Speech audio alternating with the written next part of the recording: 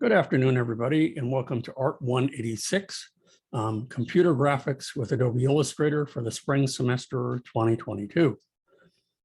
Today, I wanted to cover just the basic tools used in editing existing shapes. And if you recall what I've said, and I believe I've said several times now, is that in Adobe Illustrator, you can edit shapes as much as you want. It's never fixed. You can always undo it. You can always copy, paste, make revisions, individual anchor points, or do a whole variety of things in here. You're not limited in any way. So this is the end file.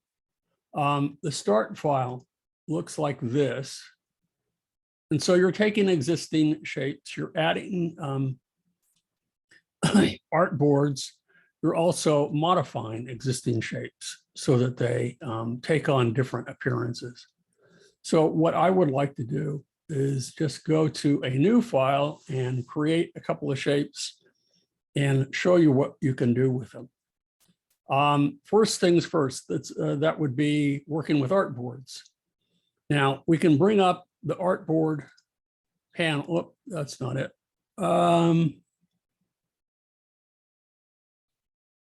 There we go. That's the artboard panel. And you can see that we only have one artboard. If you wish, you can create a new artboard from here. And what it does is it takes the existing artboard and it simply duplicates it. Now, if you want, with artboard selected in here, from the artboard panel, you can make changes to it here in artboard options. Okay. You can say show center mark. That's not a bad idea sometimes. Show crosshairs. That's not a bad idea sometimes. Show video safe areas. We don't have any video at the moment. And right now, the letter size is in points. So I'll probably change that back to inches. Okay. Now that's specific to that artboard.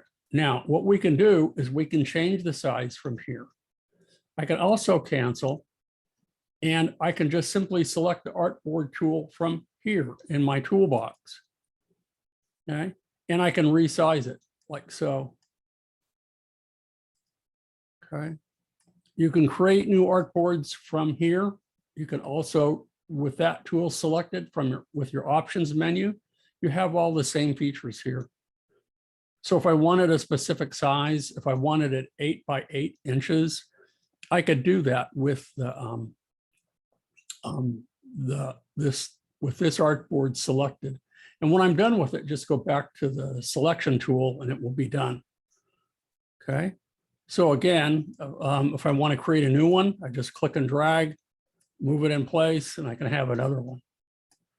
And again, and again, and again. And if you want to select an existing artboard and you want a duplicate of it, just select it. And then with new artboard tool in the top top left here, click and it's made a duplicate. If you want to get rid of an artboard, you can just select it from here or use the artboard menu.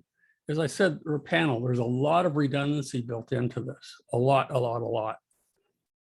So I'm just going to go back, select this one, duplicate it, move it over a tad, hold down the shift key to move it apart. And this is what I'm going to use to hold all my extra shapes.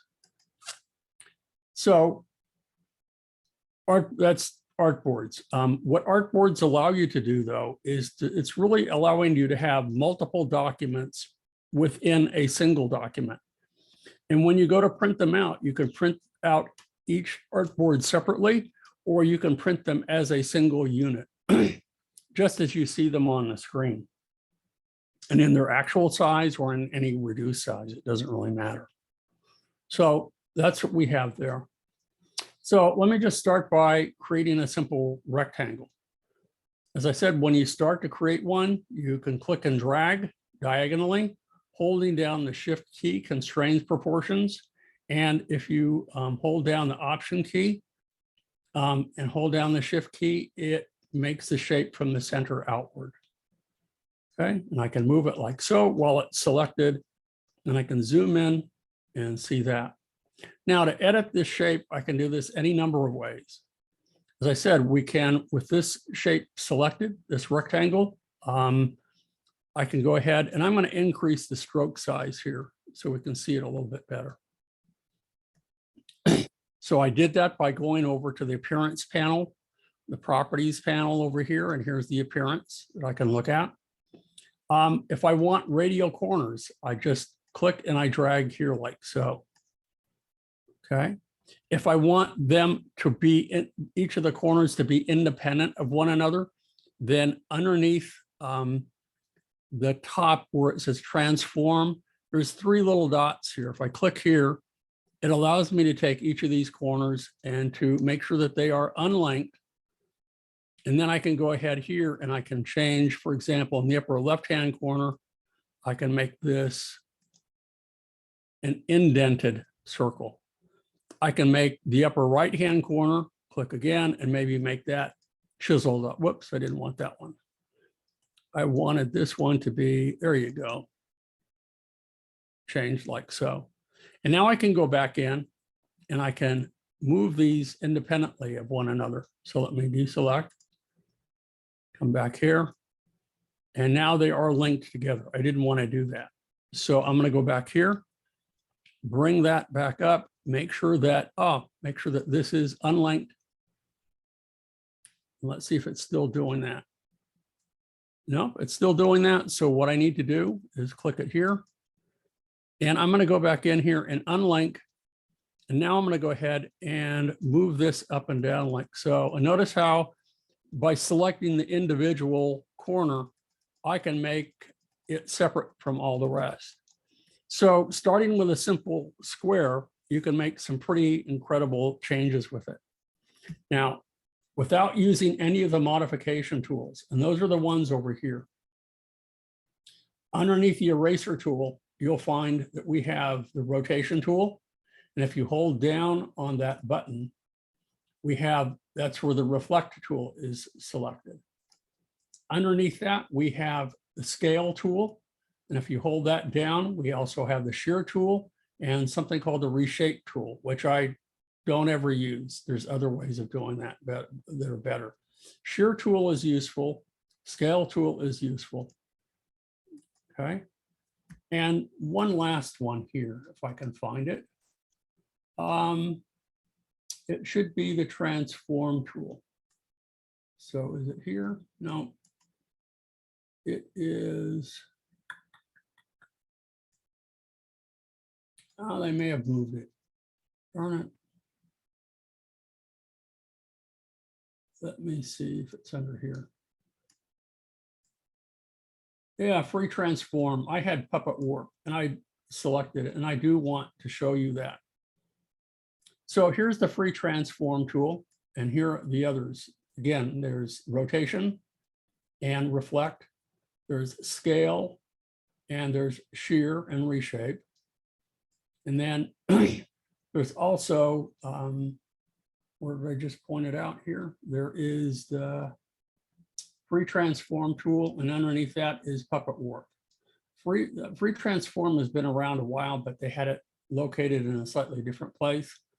Puppet Warp is relatively new to Photoshop, or rather to Illustrator. It was started in Photoshop, and we'll get to that in a few minutes.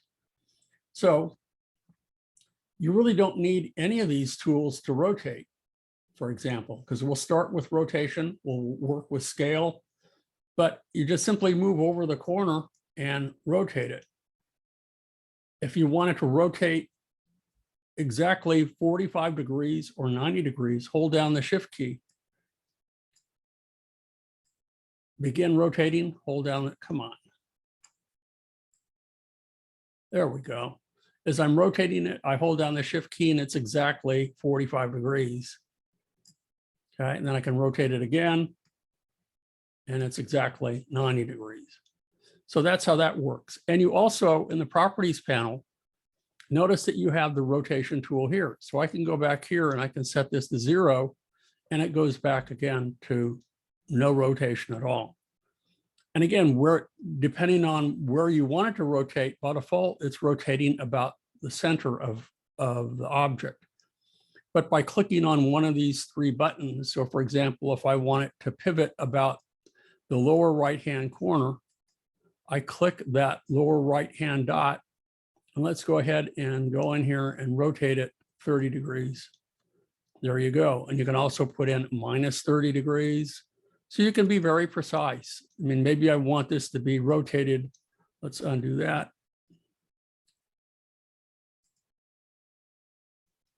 Come on. Undo that. Let's do that again. Let's say I want to rotate it exactly 13 degrees.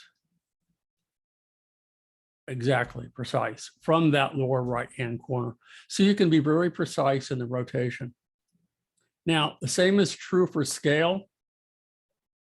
So scale is found over here, that we can select the object and I can move over this. And if I have Smart Guide selected, if I want to scale it again from the center, I can. Let's go back and select this here like so. Move over the corner and hold down the Shift and the Option key, and I can drag it. And you'll notice with the little gray box, it's telling me the exact width and height of our object. Now, if you don't know what the original size was, you don't have the options over here to scale it up an exact percentage. So to do that, instead, we would have to use the scale tool. If you're just, scaling it to make a look about a certain size, that's fine. But if it has to be exactly 50% of the original, then we should use these tools over here. Now, to do that, I can click on the tool and I can click anywhere on the screen. By default, you generally select the middle of the option, move outward, and click and drag. And notice that it allows me to change the width and the height independently unless I hold down the Shift key. And then by working diagonally, it should create, there we go. It's not working the way, there we go. It's changing the scale of it, like so. A third way of doing that is to go ahead and hold down the Option or Alt key on the PC and click. And that brings up the scale tool. And that's true for the other modification tools as well. Now, if I want uniform or non-uniform scaling, I can do that from here. So as I said, if I wanted it 50%, I can do that and make sure that I have preview turned on and I can see what that's like. If I want to keep the original shape, then make sure that I select copy, not OK. When I do that, notice that I have both. The other thing that happened too is that what we have here with these shapes, when we scale them, is that we have a setting called that we want the stroke and the patterns and the other effects that have been applied to this to scale as well. What if I wanted the same width of the path to be scale to be at 50%? I'd have to go back and do that. And when I use the tool, I'm going to go back and let's see. I'm going to bring up this where it says scale corners, scale and stroke effects. They're selected by default. So I do want to scale the corners, but I don't want to scale the strokes in effect. So by turning that off, and I hold down the Option key with the scale tool and I click on here. Now, again, I can change that from here too. I want to scale the corners, but I don't want to scale the strokes in effect. So I'll put it in 50% again and click on and off preview and again, copy. So now you can see that they're identical to one another, just that the interior one is a little bit smaller. Okay. There's another nice effect that you can do to this. I'm going to, the other day I showed you the blend tool, but if you didn't want to use the blend tool, you wanted to do something a little bit different, I'm going to click here and I'm going to select uniform scaling at 90%. And I'm just going to, I don't want to scale the corners. I do want to scale the corners. I'm going to go ahead but I don't want to scale the strokes and effects. So let's go ahead and preview. And let's click, go ahead and copy. So I've done that once, but what if I want to do that again, and again? If I hit Command D or Control D on the PC, notice how it's repeating that effect. So to try to do this manually would be really a real challenge. But you can create some really dynamic design effects by doing things this way. Okay. Now, the next thing that we want to do, and here's another thing that I can show you. I'm going to select all of this and delete, is that, for example, and along those lines, what if I wanted to create something like a picket fence? And then I wanted to create a drop shadow for that. Well, again, there is a difficult way of doing it, and there is an easy way of doing it. So I need to just start by creating my first picket. So that would be, a rectangle tool, like so. And I'm going to go back to 1 point. Whoops. No, come on. 1 point rule. There we go. And little pickets have a little point at the top. So what I want to do under the pen tool is I want to add an anchor point. So right over the center, I'm going to create an anchor point, and I'm going to use my arrows keys to move it up. So there's the first picket that I have. Okie doke. So now to make a copy of your object, there are easy ways of doing it and there are hard ways in it, but it really depends on what you want to do. I want to make a copy of this and to move it to the side. So to do so, if I hold down with the object selected, if I hold down the Option key and the Command or Control key, hold on, there we go. I start to drag it and hold down the Shift and the Option key. Shift constrains the movement, and the Option allows me to make a copy of it. And now I release, you notice that they're perfectly aligned and I have a perfect copy of it. So to do that, if you click and you drag and you hold down the Option key, you're making a copy of it. That's the quickest way of making a copy of any of your objects. So I'm going to go back and do that again, because one of the other things that you can do with this is that if I want to make a copy, but I want it placed perfectly on top of the last one, I can go ahead and hit Command on the Mac or Control on the PC, C for copy. And then I go to Edit and I select Paste in Place or Paste in Front or Paste in Back. So if I say Paste in Front, it looks like I've done absolutely nothing, but as soon as I click and I drag, you can see that I have another copy of it. So there's a variety of ways, depending on the context in which you're working, will determine, which works best for you, different ways of making copies. So as I said, what I want to do is I want to make a copy. So I'm going to hold down the Shift and the Alt or Option key, move it to the side a little bit. So I have my second picket in my fence. Now I can go ahead and hit Command D. I keep hitting Command or Control D, and I've made a whole series of pickets now. Now, probably what I want to do is I want to group these together so that I can go ahead and I can skew this and I can make a shadow. Probably what I would want to do, though, is let's draw behind. And I'm going to make a rectangle behind this. So I'll make a rectangle. Since we have some crossed members here like so. And I'm going to do the same down below. So again, rather than make another one, I'm going to select that one and I'm going to make a copy of it just by clicking and dragging, holding the Option key and the Shift key, and it allows me to make a copy. So there you have it. I can deselect now. That went pretty quickly. So it's a very simple example, but in design and illustration, repetition is often the case, something that you'll be doing. Now I can select them all and I can group them together. So that's Command G, or if you forget, G for group, go under here, under Edit. And what I want to do is, where is it? No, it's under Object, my bad. I want to group it. There we go. So now they're a group.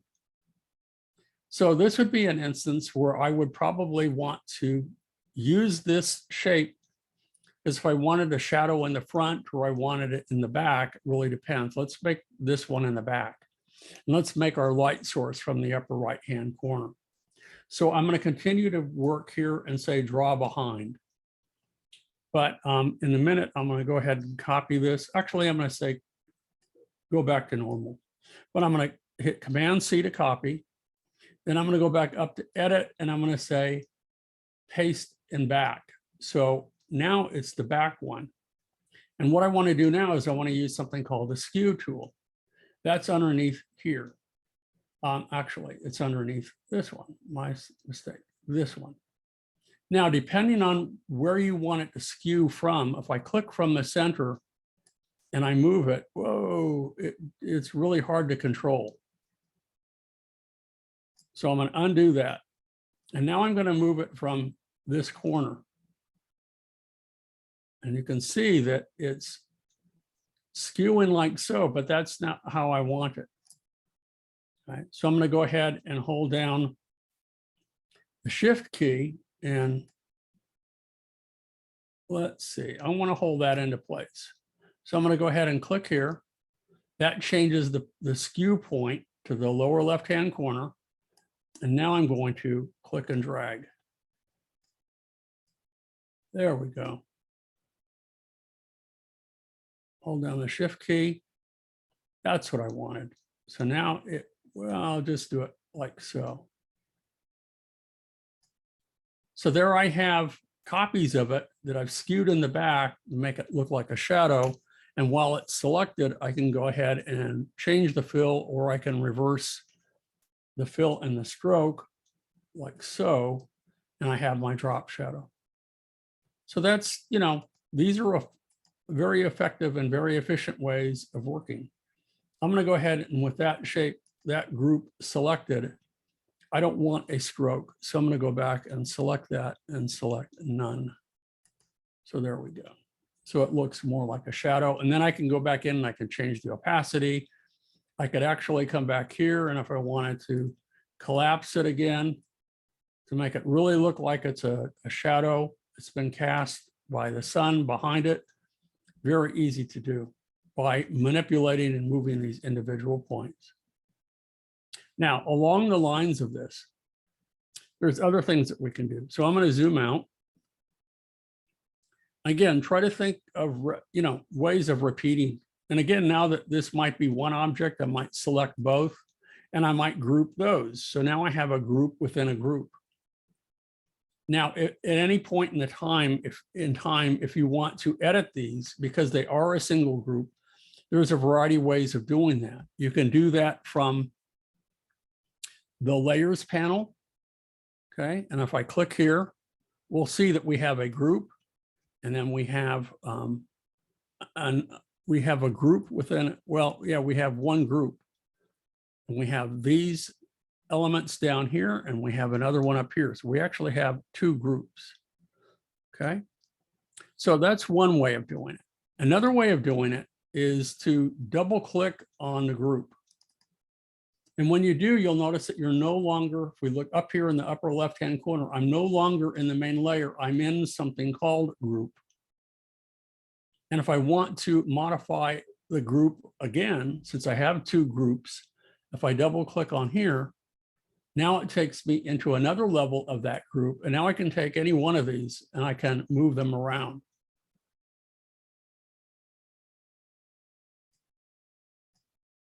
See that? Actually, I have a duplicate here that I don't need. So let's go ahead and take that and move it. I can undo it. And if you wanted to change the color of just one, or if you wanted to change its properties, I can. Also notice that the shadow of the fence grays out. If you have any other colors in the scene or any other colors that are a part of this group within a group, they will be grayed out. And now to get rid of that or to get out of it, you have to go back one step at a time until you go all the way out of it. And now when I click on it, I'm on the outside group. Kind of cool. Okay. Again, most illustrations that are done in Illustrator or designs are very flat, two-dimensional and graphic. Not always, but many of them are. So I'll zoom out here. Now let's show you another similar trick or tool with this. I'm going to go ahead and zoom in, holding down the space bar. I can move this over like so. And now what I'm going to do is I'm going to go to my rulers, because I probably should have done this from the onset, is to go to units and make sure that it's in inches. I want it to be general. I want it to be in inches. Okay, and I'm going to hit Command R to bring up rulers. And I want to see the middle crosshairs here. And to bring out guides, you need rulers to be up. And now I can click and I can drag. Oh, come on. There we go. And because I'm working with 8.5 by 11 paper, I can go ahead and I know that the midpoint along the horizontal is 5.5 inches. Along the vertical, it's 4.25 inches. So there's the center of my page. What I like to do, believe I've mentioned this before, is I typically like to make the grid. I'm going to go ahead and put them on their own layer. So I'm going to create a brand new layer. I'll select layer 1, create a brand new layer, and we'll call this guides. And I'm going to go ahead and select both of these. And I'm going to move them up to layer 2. So at any time, if I want, it's easy for me to turn them off. Okay, turn it off. Oh, accidentally, did I not move? I didn't move the other guide. Okay, let's select that one and move it up there too. There we go. So now that the color of the layer is changed, I can turn that off to hide the guides rather than have to go up to view and say hide guides. I can do that at any time. I just like doing it that way. So now what I'm going to do is I'm going to make a simple circle here. So let's say I wanted to make objects and put them in a circular fashion, equidistant from one another. So let's start with the ellipse tool. It could be a star tool. It could be anything. And I'm going to move over the guide. And as I move over the guide, you'll notice that it highlights. And I'm going to hold down the Option key and the Shift key and drag it to make a little circle like so. And I want to make sure that, let's assign a fill to it and make it a nice pink fill. Okay. And now what I want to do is I want to repeat this several times so that it follows a circle. So what I can do is I'm going to go ahead and I want this to rotate, but I want it to pivot about the center of my my file here. So if I hold down the Option key and I click, notice that the rotate tool appears, and I want it to pivot, let's say 15 degrees. Let's try that, and let's go ahead and see what, it's not enough. I'll make it 30 degrees. Let's preview. There we go. That should do it. That's fine. I'm going to make a copy. Now I can go again and hit Command D. So now I've easily put these dots, around a circle equidistant from one another in no time at all. Now, what I can also do, and this is similar to using the skew tool, or if I want to put these into perspective, I'm going to use the free transform tool. But to do that, I need to go ahead and select them all and group them. So Command G. So now it's a group. And now what I can do is I can flatten these and make them look like they're in perspective. So what I want to do is I'm going to use the free transform tool, and I'm going to use the perspective tool here. I have an option. If I click over the corner, notice that it scales it like so. If I go ahead and I select The bottom one, it allows me to distort it. And that's putting it in perspective. So think about it this way, you know, if you wanted to make a window or you wanted to, you were creating an architectural illustration and you wanted to put things in perspective, this is one way of doing it, but there is also a perspective tool that they have unfortunately deprecated from the lessons that I will show you later this semester. The other tool is the perspective tool, and that's the one in the middle. And if I click from here and I drag, you can see that it's going in perspective from as if it were in a vertical wall. If I do it this way, you can see that it looks like it's going back in space. And now what I can do is I can use the move tool and just move it down. And now it looks like it's laying flat on a floor. Pretty cool. So how would you do this otherwise? Typically with Illustrator, you would create it, again, as if it were in a orthogonal view, that you're looking at it from the top view with no perspective. And then you could use the skew tool in combination with the free transform tool and turn it into something totally different. Okay, so that allows you now to make, you know, if you were going to make tires on a car, if you wanted to put anything kind of elliptical in perspective, that's pretty much how you would do it. Or you're creating, you know, numbers on a watch or something like that, and it was in perspective, that would be the way to go about it. Okie doke. So another tool that I wanted to show you how to use. And I might go to the start file to do that, just for the heck of it. And that's Puppet Warp. It is really pretty cool. So I'm going to switch back to the start file here. And I'm going to scroll down to look at, let me go ahead and make a brand new window here, just so you can see it, or a brand new artboard, I should say. And I want to put this character, which is a group of smaller pieces, on top of it. Now, the reason you can't see the white is because there's something behind it. I can also take and I can put a shape behind it. Maybe that's what I should do from here. Actually, that's what I'll do. I'll go ahead and I'll take this one. And that's a whole group. I'll put that up here like so. I'll put this one up here like so you can see it a little bit better. So what I want to do is, you'll notice the one on the right that the scarf is curved. I could do that ahead of time, and that might give me the desired result that I'm going for. But what I can also do is I can use something called Puppet Warp to bend it.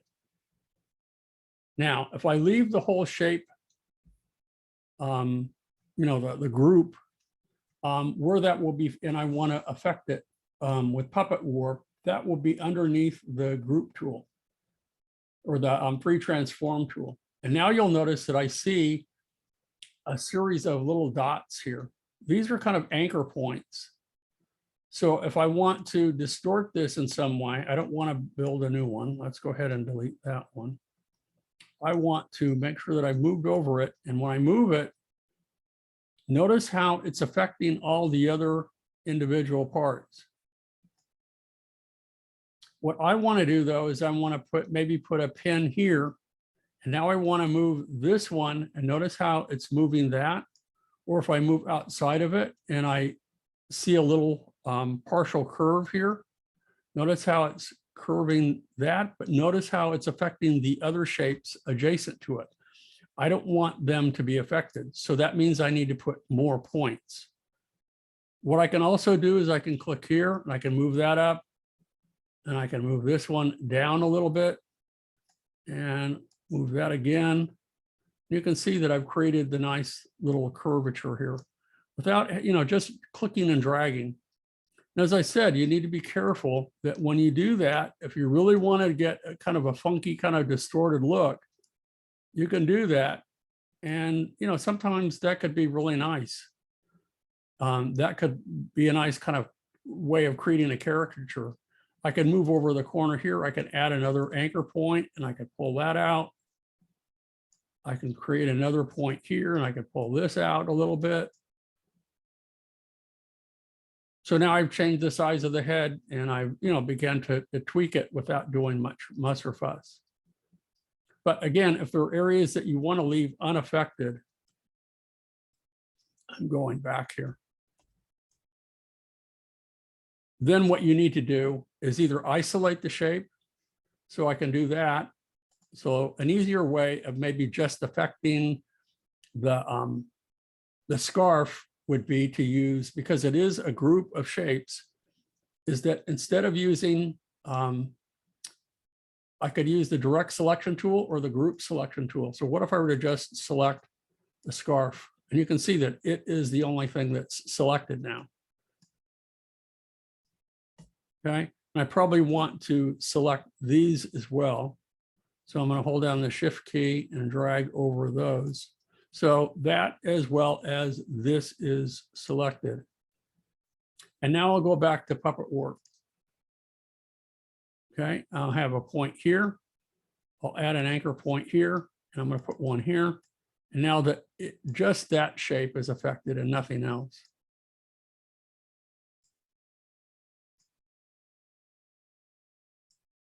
So this is clearly a tool that's useful, and I think is underused in Photoshop as well. And again, if I want to spin this around, I can. See where we go. It's not doing anything. Okay. Let's go back. And now I've edited that shape. So that's Puppet Warp. Hold on, a question here.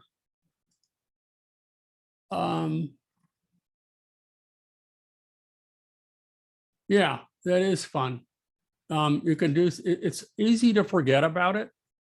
And I know, well, I do, because I learned the program so long ago that this tool wasn't available. And now that it is, I just don't think to use it until I do the lesson and show you how to do it. And now I'm thinking to myself, well, why don't I use it more? And that's true in Photoshop as well. That Puppet Warp can be very effective. That allows you to distort and change and make some significant changes to the shapes that you've made. And they look really good when you're done without having to go through a lot of muss or fuss. Now, at the same time, I could select this shape. Let's go again, use the group selection tool, and I just have that selected. And what if I were to go ahead and use the curvature tool? Now I could select both of these points. I could select this one and hold down the shift key and select this one. No, it won't allow me to select both. I can move that like so. I could move that one up and then select this one and move that one up. But it's not giving me the results I'm going for.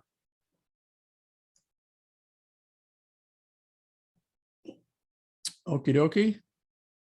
So Puppet Warp is another means of doing that. And then last, which is probably what I should have started with anyway, is let's select this group. Oh, I didn't want to do that. Let's go ahead and select, move this out of the way. Is that anytime you create any kind of shape, and again, I'll just go ahead and I'm going to use the curvature tool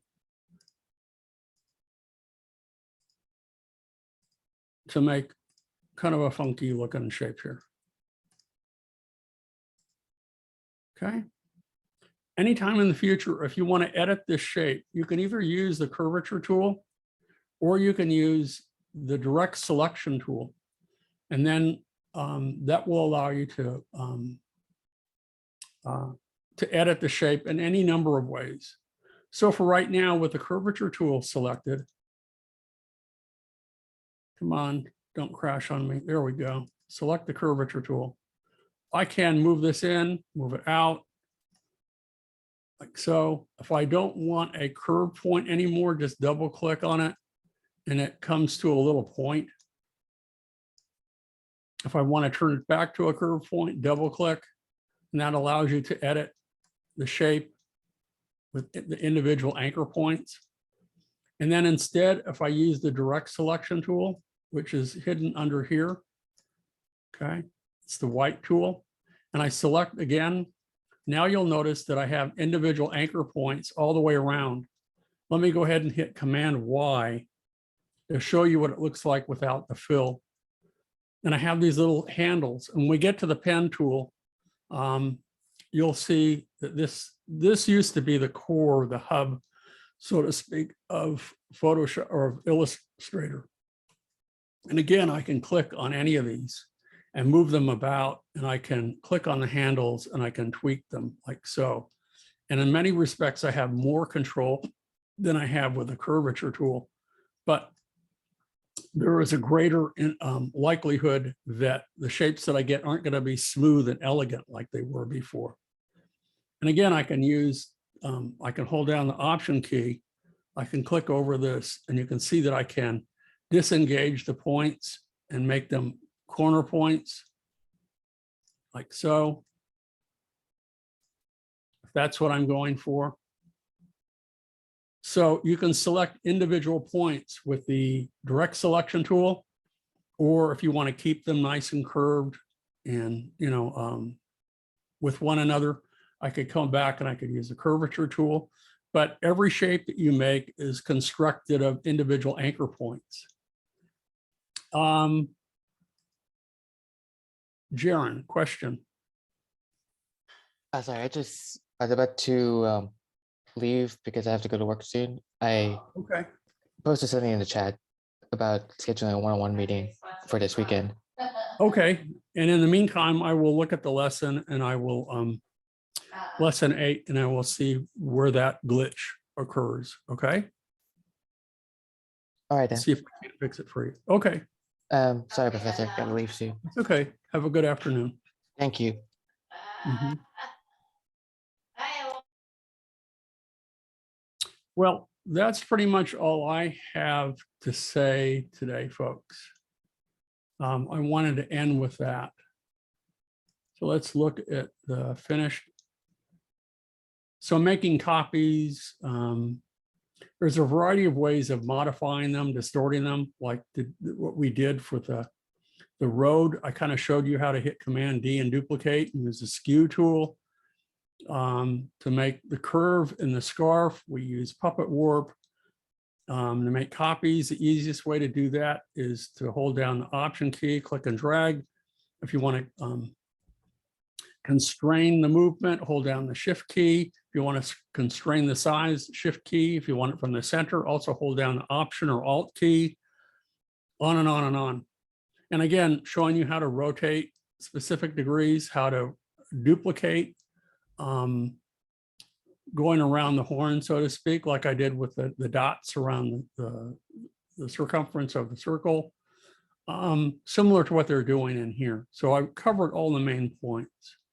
I believe I have, and I can show you a few more things coming next Tuesday. Okay. So I think I got everybody for the role here, and I'm gonna look into Jaron's issue with lesson 8 over the weekend and see if I can't see what went wrong with it. And we'll work on that. So next week, if you're working on any of the lessons and you have questions like Jaron does, please don't hesitate to ask. Also, if you, hold on here. Are there any more questions here?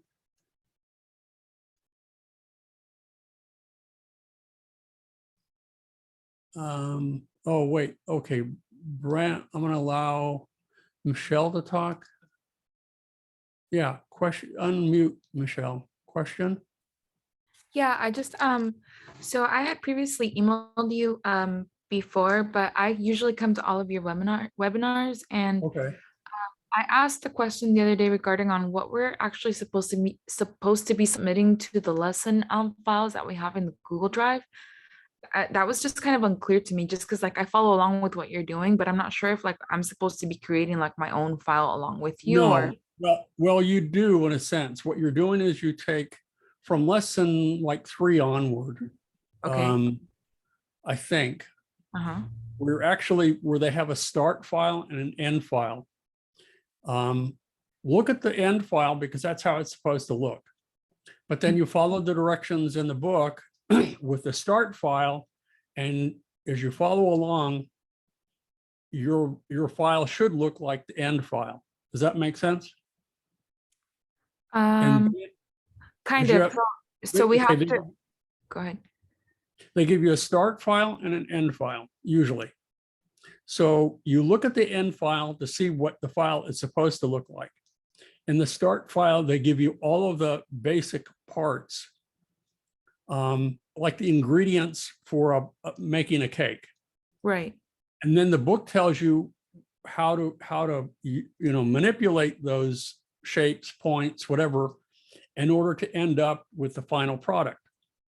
When you've finished with that, you take that start file that you've completed, and that's what you upload to Google Drive. So Okay. it shows me that you have gone through the lesson, you have gone through all the steps, and you show me that you have done that. Does that Okay. make sense? Yeah, and then the start files, I did see that like you had to like get them from like the Adobe Press, like download No, them. you don't. Yes, you that's one way of doing it. But if you go to Google Drive, Uh-huh. I have a folder in there that says Adobe Lessons. Oh, And there beautiful. should, for this class, there should be 2 folders, depending on which version of the textbook you're using. Uh-huh. And you should be able to just select the file, right click, and download the whole thing. Wow, thank you so much. Okay. That answered basically my question. Yeah, because I just felt like I saw the files or the lessons there, and I really felt like I wasn't doing anything just because I was following along with you, and I didn't know Yeah. that we had access to those files so that we could basically play along with you. But now I know. Yeah. Thank you. No, you have, that's what you do. You have access to all of them. Normally, yeah, when you buy the textbook yourself, you have to go to Peach Pit Press and you have to register it with them, and then you follow their instructions and you download the lessons. You can still do that, but now that we're using multiple versions of the textbook, and sometimes things get lost, especially if you're using a used version, it's difficult to get them. So I'm making all those lessons available to you. I appreciate that. Thank you. I actually bought a digital copy and I'm looking at it on my iPad daily, but I was just confused as to like what we were supposed to upload. Now I understand. Okay, yeah. Okay. Well, as I talk about how I approach this class, is that there are a couple of different ways to teaching. There is a prescriptive way and a descriptive way.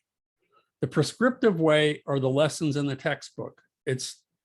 I give you all the pieces, I give you instructions like a cookbook, and when you're done, you end up with an illustration. The descriptive part, though, is like the mask. It's saying, okay, now that I've done the lessons, I should have knowledge and mastery of these certain tools. So using them in a creative way, I'm going to go ahead and I should be able to create something myself without any instruction from the book. You may have to revisit it to remind yourself how to use the tools, but that's basically it. Anyway, Brandon, question. Hi, Professor.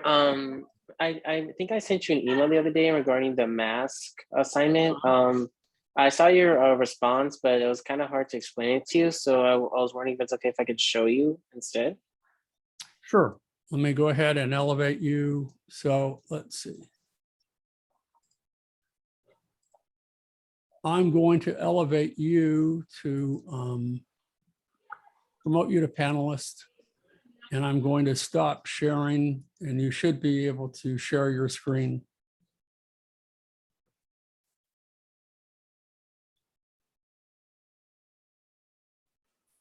All right. Okay, here. Share. Okay. So like I'll start like new, for example. It has to be 8 by 11, correct? Yeah. So now let's just do 8, 11. You don't want 8 points. You want 8 inches, 8.5 inches by 11 inches. So you either need to go, yeah, make sure that it's in inches. See how by switching it, there you go, 8.5, 8.5 by 11. Oh, 8.5, okay. Yeah, if you come over here to the left and you select letter size, that is 8.5 by 11. Okay, I'll just do that. Okay, and then I click create, correct? Yep. Okay. Because I'd gone through like multiple masks and it was kind of hard. So I did what you said, place. And then I think I chose this mask. Okay, that's on your hard drive. There you go. Now click. Yeah, and then I place. There you Okay, go. there you go. Because at first it was like, but I have to enlarge it, right? Just to make it a little bit Right. bigger. Exactly. Hold down the shift key so you don't Oh. distort it. Let me start over. So hold the shift key. There you go.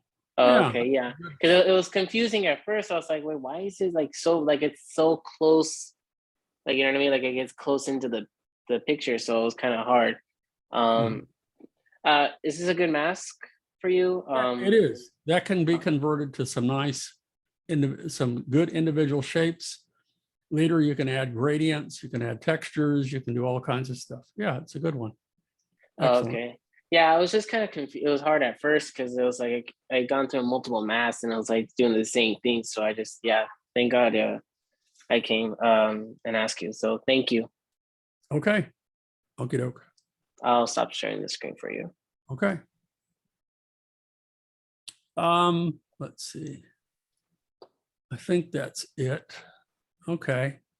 So let me take, and I'm going to start sharing again, just for the heck of it.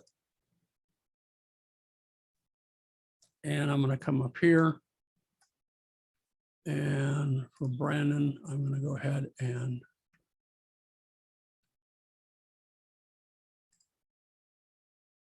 let's go back again.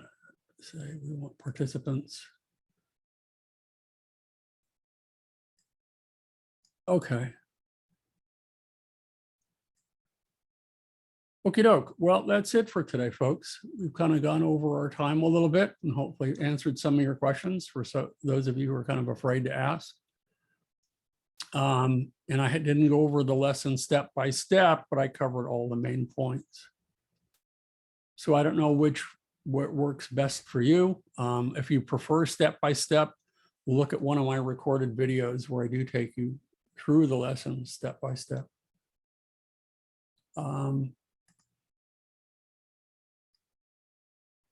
Okay, yeah, that's it. I'm going to say goodbye. And I'm going to pause the recording